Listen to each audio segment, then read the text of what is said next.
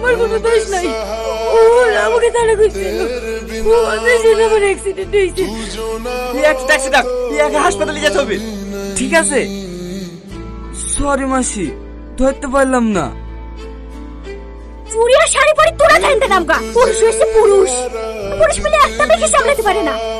জানিস একটা মেয়েকে তুলতে গেলে কত নাটক করতে হয়? মেয়েটা এখন কোথায় আছে? ঠিক আছে মাসি। আর কোনো নাম্বার তোর কাছে?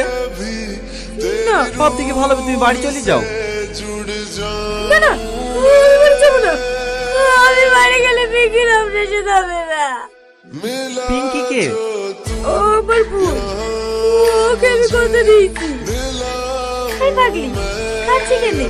আমি কি একবারে লেগে চলে যাচ্ছি নাকি? 3 মাস পরেই চলে আসবো। আর এসে আগে তোর অপারেশন করাবো। তুই আসো নাকি আমি মরে যাবো না। চুপ, তোর এই বড় বোন বেঁচে থাকতে তোর কিচ্ছু হতে দেবে না।